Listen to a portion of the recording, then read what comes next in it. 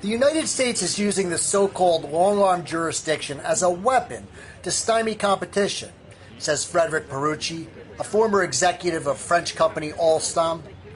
Pierucci spent 2 years in a U.S. prison for his alleged role in a bribery scandal in Indonesia, based on which he co-authored a book, The American Trap. The American trap is the following. After the end of the Cold War, you had the United States decided to use their intelligence agencies to focus on economic war. So they started in 1998, for instance, to make the Foreign Corrupt Practices Act extraterritorial. In April 2013, Pierucci was arrested in New York by the U.S. Federal Bureau of Investigation. A year later, Alstom was asked to pay a huge fine of $772 million US, which eventually led to the partial acquisition of the French company by General Electric, its arch rival.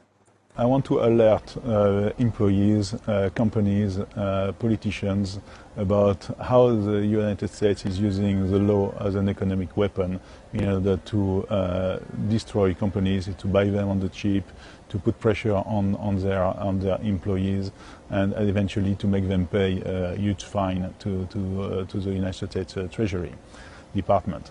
Pierucci says the U.S. is applying a similar strategy on China's Huawei. Last month, the U.S. Commerce Department put Huawei and its affiliates on a blacklist that requires federal government approval for any sale and transfer of U.S. technologies to the telecom giant.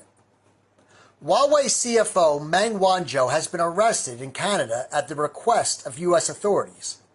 I'm outraged because they're using exactly the same tactic.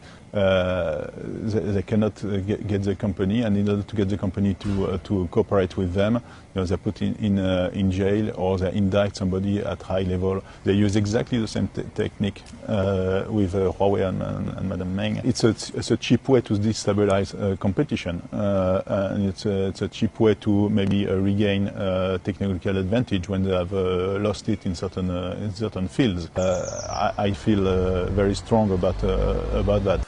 Pierucci calls on all other countries to join hands to counter U.S. unilateralism, saying that yesterday it was Alstom, today it's Huawei, and no one knows what would come tomorrow.